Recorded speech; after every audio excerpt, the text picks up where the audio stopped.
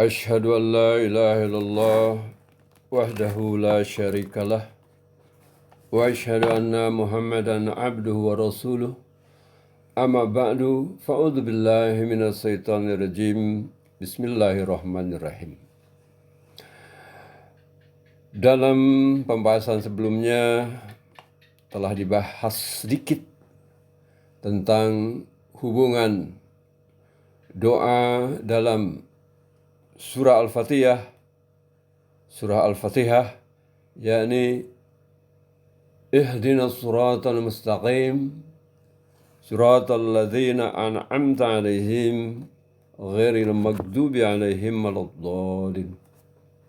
Yaitu, ya Allah, tunjukilah atau bimbinglah kami pada jalan yang lurus, yaitu jalan orang-orang yang telah Engkau beri nikmat, terutama nikmat kenabian, bukan jalan ghairil maghdubi alaihim, bukan jalan orang yang tadinya mereka itu golongan yang mendapat nikmat, tapi kemudian durhaka kepada Allah dan Rasulnya, sehingga akhirnya Engkau murkai mereka itu, dan waladdallin, dan bukan jalan yang dzalin, artinya sesat dari tauhid ilahi, yakni berlebihan dalam mencintai Rasul atau Nabi Allah, sehingga dalam mengaku atau menganggapnya sebagai Tuhan sembahan.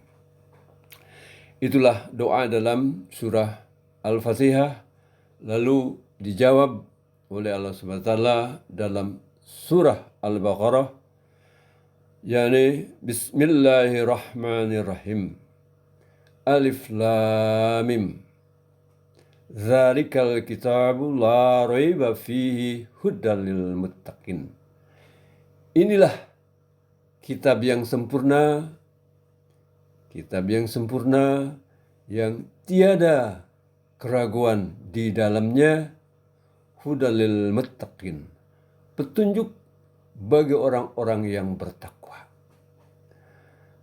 Yang bagaimana yang dikatakan yang bertakwa itu, dan mengapa tidak dikatakan hudal linnas, padahal dalam surah lainnya, dalam ayat lainnya dikatakan sebagaimana Nabi besar Muhammad Rasulullah SAW itu adalah satu-satunya Rasul yang diutus untuk seluruh umat manusia, maka begitu juga Al-Quran pun diturunkan untuk hudal linnas, petunjuk bagi manusia. Tapi di sini dikatakan bahwa Al-Quran itu hanya akan menjadi petunjuk bagi orang-orang yang bertakwa. Siapa dan bagaimana tanda orang yang bertakwa? Tanda pertama orang bertakwa selanjutnya dikatakan alladzina yu'minuna bil ghaib, yaitu orang-orang yang beriman kepada yang gaib. Gaib itu artinya tidak nampak. Dan gaib itu, ketidaknampakan itu bisa macam-macam. Bisa karena terhalang dinding sehingga tidak nampak, itu juga bisa dikatakan gaib. Atau karena jaraknya jauh, juga dikatakan benda itu gaib. Tapi gaib di sini bukan dalam makna karena terhalang atau terhijab. Ada sesuatu makna lain tentang yang gaib itu, adalah sesuatu yang walaupun sesuatu itu tidak nampak, tapi benar-benar nyata, benar-benar ada. Sesuatu yang benar-benar ada, terutama yang gaib itu dalam hal ini adalah Allah Subhanahu wa taala, yang di dalam rukun iman dijelaskan tentang yang gaib, karena namanya iman itu hubungannya dengan yang gaib. Kalau dengan yang nyata tidak bisa dikatakan iman. Hanya orang yang jahil lah yang mengatakan saya beriman kepada matahari. Sebab matahari itu nampak. Yang namanya iman itu kepada sesuatu yang gaib. Apa itu yang gaib? Karena tadi dikatakan yang gaib itu sangat banyak.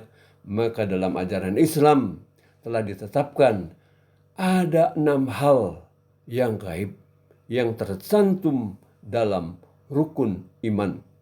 Satu adalah beriman kepada Allah SWT. Jadi yang utama, yang maha gaib itu adalah, Allah SWT.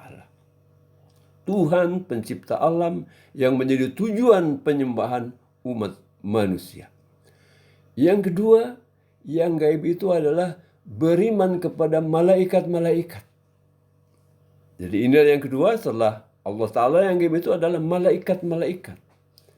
Apa itu malaikat? Malaikat itu adalah merupakan instrumen pelaksana kehendak Allah SWT. Oleh karena itu, yang namanya instrumen tidak memiliki kehendak, karena tugasnya hanya melaksanakan kehendak Allah Ta'ala. Lalu yang ketiga, yang gaib itu adalah beriman kepada kitab-kitab. Mengapa kitab-kitab dikatakan gaib? Walaupun dikatakan kitab, karena syariat itu ketika diwahyukan bukan berupa kitab yang diturunkan dari langit, sesuatu yang nampak. Tidak. Tetapi merupakan suatu wahyu. Wahyu itu semacam bisikan ke dalam hati Nabi, atau sesuatu yang bukan benda keras, bukan benda yang nampak, yang namanya wahyu itu. Oleh karena itu, kitab-kitab itu termasuk yang gaib. Nah, wahyu itu yang kemudian dibukukan, bukan dalam makna itu beriman kepada kitab-kitab itu beriman kepada wahyu-wahyu syariat yang walaupun tidak nampak ketika diwahyukan kepada Nabi pembawa syariat, tapi kita harus beriman bahwa itu berasal memang dari Allah SWT. Kemudian yang berikutnya adalah beriman kepada nabi-nabi atau rasul-rasul. Nah, mungkin timbul pertanyaan di sini, mengapa kok dikatakan beriman kepada kitab dulu, baru kepada rasul? Karena dalam rukun iman ini, mengapa dikatakan beriman kepada kitab baru kepada rasul? Karena rasul itu ada dua macam. Satu, ada rasul yang membawa kitab syariat, ada rasul yang tidak membawa syariat. Contohnya, Nabi Musa diutus bareng dengan Nabi Harun. Dua-duanya nabi dan rasul. Bedanya apa? Bedanya kalau Nabi Musa itu nabi pembawa agama, pembawa syariat, itu Taurat, yang diikuti oleh nabi selanjutnya sampai dengan Nabi Isa. Sehingga Nabi Isa pun berkata, walaupun beliau juga memang mendapat Injil, Nabi Isa berkata, kalau kita baca dalam Bible, bahwa janganlah kalian menyangka bahwa aku datang untuk merombak Taurat. Tidak untuk menghilangkan Taurat, tetapi aku datang untuk menggenapinya. Jadi Nabi Isa itu juga mengikut Taurat.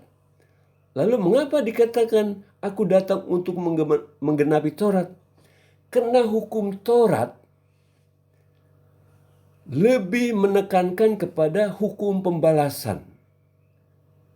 Luka dibalas luka, bunuh dibalas bunuh, luka mata dibalas dengan mata, patah gigi dipatahkan juga giginya. Inilah penekanan hukum dalam Taurat. Kenapa? Karena tujuan hukum pembalasan itu adalah untuk menimbulkan jiwa kesatria Bani Israel yang telah hilang, telah menjadi pengecut akibat 400 tahun berada dalam penganiayaan dinasti Firaun. Oleh karena itu, ketika Nabi Musa alaihissalam mengajak mereka ketika keluar dari Mesir, marilah kita masuk ke negeri yang dijanjikan. Mereka mengatakan, engkau saja berperang berdua dengan Tuhan, kami duduk-duduk di sini. Oleh karena itu, penekanan hukum Taurat adalah tentang pembalasan.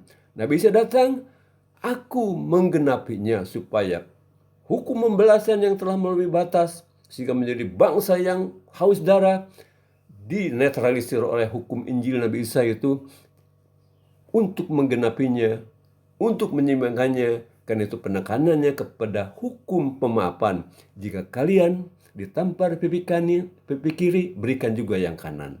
Jika diajak berjalan 1 mil, berjalanlah untuk lebih dari itu. Jadi inilah mengapa beriman kepada kitab, kepada rasul-rasul, artinya ada rasul-rasul yang membawa kitab dan telah terakhir dengan Nabi besar Muhammad. Tapi rasul-rasul yang tidak membawa kitab, yang sifatnya pengikut Nabi Muhammad, itu terbuka. Itu terbuka. Lalu keimanan yang berikutnya adalah beriman kepada akhirat. Surga dan neraka itu sesuatu yang gaib, tapi itu kenyataan yang benar-benar akan dialami oleh manusia. Dan rukun iman yang keenam adalah beriman kepada takdir, ya, qada dan qadar, ketetapan Allah Subhanahu wa taala. Inilah rukun iman. Kenapa dikatakan zalikal kizabu la raiba fi hudal lil muttaqin alladzina yu'minuna bil ghaib, yaitu tanda orang yang bertakwa adalah beriman kepada yang gaib. Insyaallah masalah ini kita akan bahas pada kesempatan yang akan datang. Wassalamualaikum warahmatullahi wabarakatuh.